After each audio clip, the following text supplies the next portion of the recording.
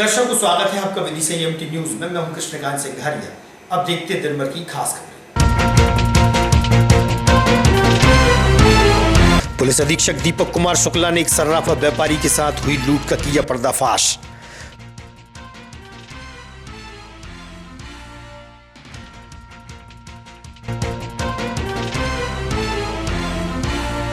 निर्वाचन अधिकारी एसपी सहित प्रशासनिक अमले ने किया स्ट्रांग रूम व मतगणना स्थल का निरीक्षण, देखी व्यवस्थाएं।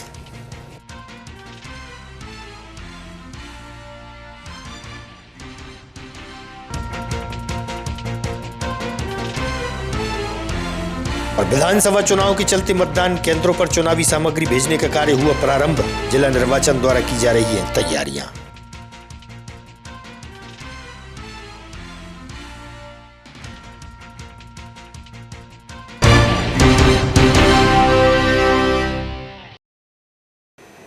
अब खबर विस्तार से। जिला शिक्षा विभाग का कार्यालय अब स्थानांतरित होकर पुराने कलेक्ट्रेट भवन में पहुंच गया है। निजी स्कूल संचालकों ने जिला शिक्षा अधिकारी को बधाई देते हुए कहा कि अब हमें ज्यादा परेशानी भी नहीं होगी।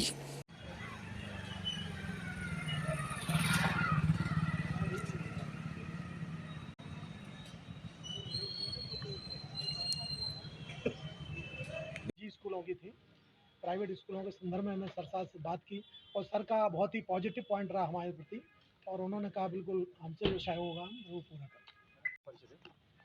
मैं बेहताब सिंह नरवरिया, अशासकीय शैक्षणिक संस्थान संघ जिला विदिशा का अध्यक्ष। तो यहाँ पर अभी जो नवीन जिला शिक्षा अधिकारी कार्य हुआ है, इसके बारे में क्या कहेंगे आप?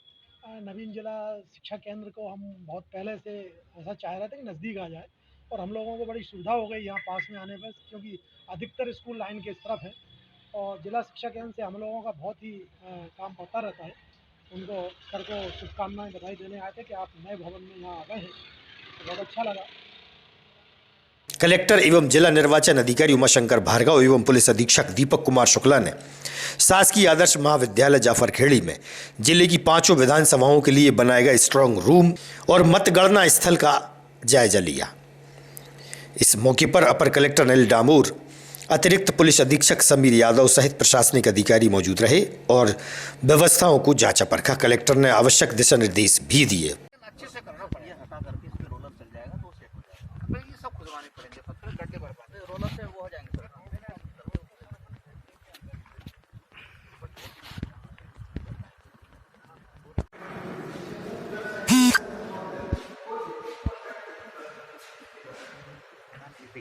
हाँ भैया ना पूरा आ रहा है।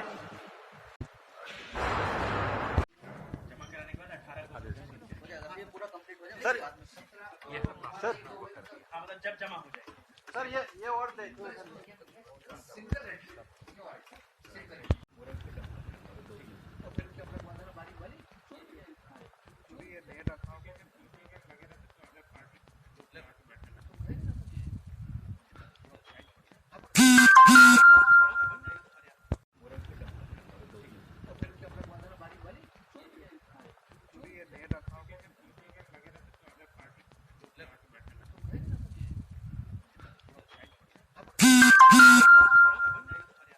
बासोदा के सब विद्युत स्टेशन की लाइनमैन जयराम और प्रमोद को सस्पेंड करने की मांग ग्रामीणों द्वारा की जा रही है। ग्राम पंचायत मनीषा के ग्रामीण किसानों ने मीडिया से चर्चा की। 2 लाइनमैन हैं, एक जयराम और एक प्रमोद। इन दोनों लाइनमैनों से पूरे ग्रामवासी परेशान हैं। सबसे पहली समस्या तो ये है कि ये अति भ्रष्ट हैं। इनको हर चीज़ के लिए पैसे चाहिए। अगर कोई जायज़ काम करवाने के लिए भी बुलाते हैं तो इनको पैसे देने पड़ते हैं और पैसे ना देने की स्थिति में ये पहली बात तो आते ही नहीं है। और दूसरी बात, अगर ग्रामीण जब इनसे कहते हैं कि आप लाइट बंद कर दो हम सुधार लें, तब भी नहीं करते ये ऐसा। अभी कुछ दिन पहले ग्राम मनीषा में खम्मा गिरा था, तब इन्होंने खम्मा खड़ा नहीं किया, मजबूरन किसानों को खम्मा खड़ा करना पड़ा और अपनी लाइट चालू करनी पड़ी। और विकट समस्या ये आ रही है कि रात को 4 घंटे लाइट गोल है, लाइट 4 घंटे आई नहीं रही है। लाइनमैन से कहने पे ये कहा जाता है कि साहब के ऐसे आदेश हैं और अगर हम उनसे कुछ अगर कड़क आवाज़ में बात करते हैं तो उनका कहना ये है कि आप पे 353 की कायमी होगी, आप पे ऊपर प्रकरण दर्ज कराया जाएगा और आपको जेल भेजा जाएगा। ग्रामवासी बहुत परेशान है, अपना काम छोड़कर आज आए थे और हमने 4 दिन का अल्टीमेटम दिया है। 4 दिन के अंदर अगर लाइट व्यवस्था सुचारू रूप से चालू नहीं हुई और दोनों लाइनमैनों को सस्पेंड नहीं किया गया तो हम सभी ग्रामवासी निर्वाचन आयोग को पत्र लिखकर मतदान ना करने की अपील करेंगे कि हम मतदान नहीं करेंगे, और फिर भी अगर वो सस्पेंड नहीं होते तो हम विद्युत मंडल कार्यालय का सैकड़ों की संख्या में किसान कोरवाई और पठारी से आएंगे और करते हैं। कुछ भी हो जाए तो एक तो वहाँ पे आते नहीं वो लाइन सुधरवाने, और उनसे परमिट की बोलो तो परमिट भी नहीं देते। हम लोगों को पैसा देकर सब कुछ करवाना पड़ता है, लाइन मैन कुछ भी नहीं करते। हम लोगों की मांग है कि वो सस्पेंड हो। वो क्या काम नहीं करते हैं? कुछ भी काम नहीं करते वो। तो लाइट नहीं मिल रही है? हाँ, लाइट तो मिलती नहीं, 6 घंटे को लाइट मिलती है, और जैसे उनको बुलाओ परमिट कुछ खराबी हो जाए तो वो आते नहीं गाँव। लाइनमैन का क्या नाम? जयराम और प्रमोद। क्या नाम है दादा, आप बताएं। जयराम प्रभु। क्या समस्या आ रही, कितने दिन? लाइट जैसे खराब हो गई तो अपनों को बुलाओ, आते नहीं, आते तो पैसे रुपया मांगते नहीं देते तो गाली भी बकते हैं। क्या चाहते हैं? अपन तो अलग ही हुआ बे तो सट। बोलो वालो, समझ जाओ, बोल नहीं पा रहे। जी बाइट रख ली। पुलिस कप्तान दीपक कुमार शुक्ला सहित पुलिस अधिकारियों ने प्रेस वार्ता के दौरान एक बड़ी सर्राफा व्यापारी के साथ हुई लूट का पर्दाफाश किया। आपको बता दें कि करीब 20 दिनों पहले आर्यंत विहार निवासी सर्राफा व्यापारी के साथ सोना चांदी की बड़ी मात्रा में लूट हुई थी। इस लूट को अंजाम देने वाले आरोपी ब्रजेश रैकवार, अजय मांझी, गजराज गोलू रैकवार, ओम प्रकाश मांझी और पिंटू राजपूत को गिरफ्तार किया है। एसपी ने किया खुलासा। थाना सिविल लाइन क्षेत्र में एक फरियादी जो कि सुनार हैं, व्यवसायी हैं, उन्होंने शिकायत की थी कि जब वो अपना व्यापार करके वापस आ रहे थे तो पीपर हिटा गांव में उनके साथ एक लूट की वारदात हुई। 2 आरोपियों ने मारपीट करके उनका ज्वेलरी का जो बैग था वो छीना, जिस पर से हमने थाना सिविल लाइन में 394 आईपीसी की एफआईआर दर्ज की थी। और तब से ही हमारी जो विशेष टीम थी, जो हमारी तकनीकी टीमें थी, साइबर की टीमें थी, और जो हमारे मुखबिर तंत्र थे, उन सबको हमने एक्टिव किया था। इसमें कुछ दिन पूर्व हमको सूचना मिली कि आस पास का ही एक गांव है खाई खेड़ा, वहाँ के कुछ संदेही लोग हैं जो इस घटना में सम्मिलित हो सकते हैं। जब हमारी पूरी टीम ने इस प्रकरण को डेवलप किया, इन आरोपियों से पूछताछ की, तो पूरी घटना का खुलासा हुआ और इसमें कुल 6 आरोपी निकल के आए। इसमें एक मुख्य आरोपी है ब्रजेश रैकवार, जिसने पूरी घटना की प्लानिंग की थी। 2 आरोपी हैं अजय मांझी और पिंटू राजपूत, जिन्होंने मोटरसाइकिल पर लूट की वारदात को अंजाम दिया था। और ये 6 आरोपी गिरफ्तार करने के बाद इसमें पूरा जो सामान गया था, जिसमें कि लगभग 16.5 तोला सोना, 165 ग्राम सोना जिसकी कीमत लगभग 10 लाख रुपए, और 10.5 किलो के करीब चांदी जिसकी कीमत लगभग 8 लाख रुपए, यानी कि 18 लाख रुपए की ज्वेलरी पुलिस ने बरामद की। मोटरसाइकिल और अन्य सभी चीज़ें मिला के लगभग 21 लाख रुपए का सामान इसमें बरामद हुआ है। 6 के 6 जो आरोपी थे उसमें पुलिस ने इनको गिरफ्तार किया है, इनको हिरासत में लिया है। 2 आरोपी जो हैं इनके पूर्व के भी आपराधिक रिकॉर्ड हैं, और इन सभी के आपराधिक रिकॉर्ड हम अपने विदिशा जिले और अगल बगल के जो निकटवर्ती जिले हैं उनसे भी एकत्रित कर रहे हैं। तो एक बड़ी जो लूट की वारदात हुई थी उसको हमारी पूरी टीम ने डिटेक्ट करके इसको सफलतापूर्वक सभी आरोपियों को गिरफ्तार किया है। इसमें जैसा कि 10,000 का इनाम घोषणा मेरे द्वारा की गई थी, और इसमें 51,000 का इनाम सराफा एसोसिएशन द्वारा घोषित किया गया था। तो कुल 61,000 के इनामी आरोपी हैं ये, जिसको कि हमारी टीम ने सफलतापूर्वक गिरफ्तार किया। बंसी परिवार में चोरी हो गई थी ना सर, वो जो 60-70 लाख वाली, वो भी हम लोगों ने ऐसे ही निकाली। 2 चेन स्नैचिंग अभी जो हुई थी, जो पिछली बार अपन पूरा कर नहीं पाए थे उसको, वो 2 चेन स्नैचिंग भी उसमें अंतर्राज्यीय चेन स्नैचर। विदिशा तहसील परिसर में विजय पथरौल द्वारा अनोखे तरीके से प्रदर्शन किया गया। उसने बताया कि नजूल से उसे कागज नहीं दिए जा रहे हैं। वहीं कहा कि एक असरदार नेता ने उसकी जमीन पर कब्जा कर लिया है। करीब 2.5 साल से वह परेशान है। इस जमीनी मामले को लेकर विजय का क्या कहना है, सुनिए आप।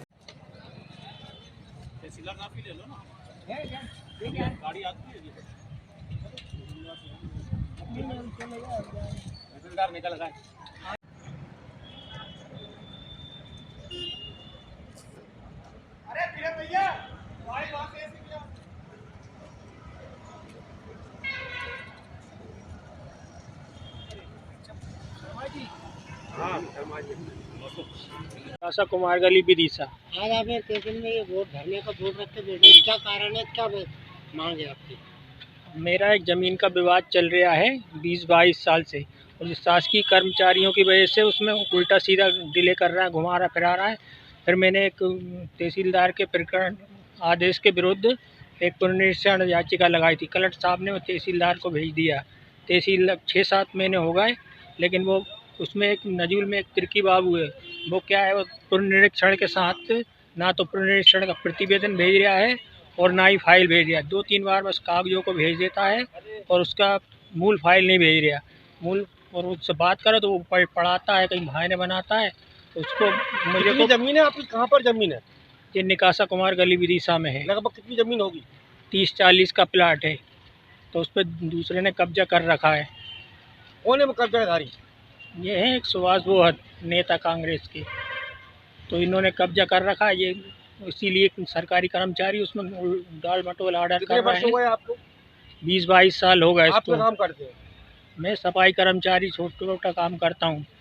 चलो बहुत तो ये जिला न्यायालय द्वारा अवैध रूप से गांजा रखने वाले को 2 वर्ष के सश्रम कारावास की सजा सुनाई गई। शासकीय अधिवक्ता ने दी जानकारी।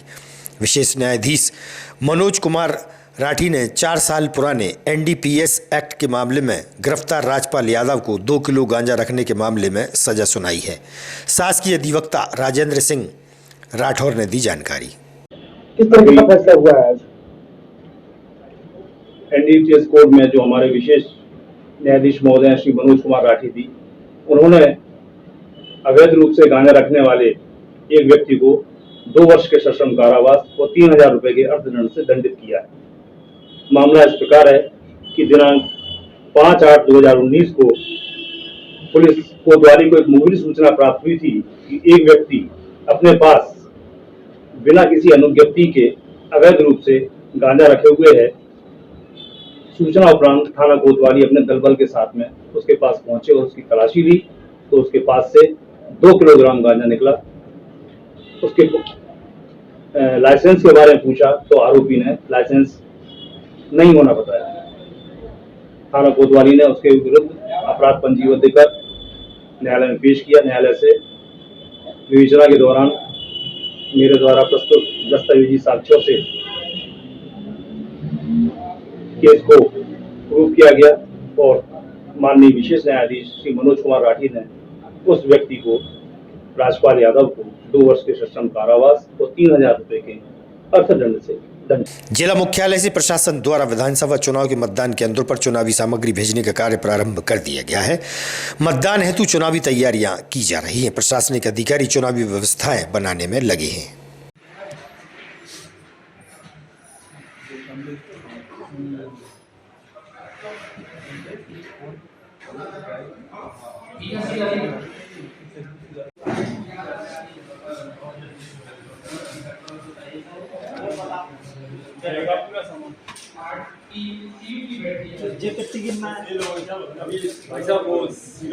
समसवाद विधानसभा क्षेत्र से कांग्रेस पार्टी के प्रत्याशी द्वारा जिला मुख्यालय पहुंचकर अपना नाम व निर्देशन फार्म जमा किया गया। बड़ी संख्या में उनके साथ कार्यकर्ता उपस्थित थे। हेडलाइन: विधानसभा चुनाव 2023 में नाम निर्देशन पत्र भरने के लिए 6 दिन का समय दिया गया है। वहीं अब तक विदिशा जिले की 5 विधानसभाओं में से अधिकांश प्रत्याशियों द्वारा नाम निर्देशन पत्र जमा कर दिए गए हैं। खास बात यह है कि विदिशा विधानसभा में अब तक भारतीय जनता पार्टी द्वारा अपना प्रत्याशी घोषित नहीं किया गया है। भाजपा द्वारा प्रत्याशी घोषित न होने पर भाजपा नेता से हुई चर्चा। ऐसा नहीं है कि दावेदार पेश नहीं कर पा रहे हैं। जहां पार्टी ज़्यादा मजबूत होती है वहां दिक्कत जाती है। जहां पार्टी कमज़ोर होती है वहां कोई दिक्कत नहीं जाती। वहां तो किसी का भी नाम दे देते हैं और चुनाव हो जाता है, प्रत्याशी हार जाता है। चूँकि विदिशा भारतीय जनता पार्टी का गढ़ है, इसलिए सभी लोग जीतने वाले हैं। ऐसी स्थिति में किसका नाम तय किया जाए, इसमें थोड़ा सा समय लग रहा है। और वैसे भी अगर हम लोकतांत्रिक तरीके से देखें, निर्वाचन की प्रक्रिया को देखें, तो 31 तारीख तक फार्म जमा होना है। आज 26 तारीख है, 27, तो अभी तो और 4 दिन है। और उसके बाद 17 दिन मिलेंगे, 15 दिन मिलेंगे, 15 तारीख तक प्रचार होगा। और भारतीय जनता पार्टी का जो संगठनात्मक ढांचा है वो मतदान केंद्र तक और पन्ना प्रभारी तक हम इतने मजबूत हैं कि हमको बहुत ज़्यादा मेहनत करने की आवश्यकता नहीं है। भारतीय जनता पार्टी 365 दिन जनता के बीच रहती है। 365 दिन हमारा संगठन सक्रिय रहता है। कांग्रेस के साथ या दूसरे अन्य राजनीतिक दलों के साथ ये दिक्कत रहती है कि ये पॉलिटिकल टूरिज्म करते हैं, इसलिए इनको सिर्फ चुनाव के समय पर प्रचार करने का अवसर मिलता है। हम 365 दिन जनता के बीच रहते हैं, इसलिए ऐसी कोई दिक्कत आने वाली नहीं है। भारतीय जनता पार्टी का प्रत्याशी जैसे तय होगा, सारे कार्यकर्ता एक साथ लग जाएंगे और भारतीय जनता पार्टी अच्छे मतों से हम विदिशा। सही बात है कि भारतीय जनता पार्टी का ये गढ़ माना जाता था। यहाँ पर देश के प्रधानमंत्री अटल बिहारी वाजपेयी सांसद रहे, सुषमा जी सांसद रहीं। इसके बावजूद भारतीय जनता पार्टी का गढ़ मानने वाला यहाँ पर कांग्रेस के विरुद्ध में आज तक 2-3 दिन बचे नामांकन के लिए, कोई भी भारतीय जनता पार्टी ने अपना उम्मीदवार खड़ा नहीं किया। इससे हो सकता है ऐसा, क्योंकि अभी तक जो 2-3 दिन बचे नामांकन के लिए, 30 तारीख तक आखिरी तारीख है, हो सकता है ऐसा लगे कि लोकल में ऐसा कोई प्रत्याशी जीतने वाला ना हो, बाहर से ला भी सकते हैं, संभावनाएं ज़्यादा हैं। आज की खबरों को देते हैं पर विराम। आगामी खबरों के लिए आप देखते रहिएगा विदिशा एएमटी न्यूज़। नमस्कार।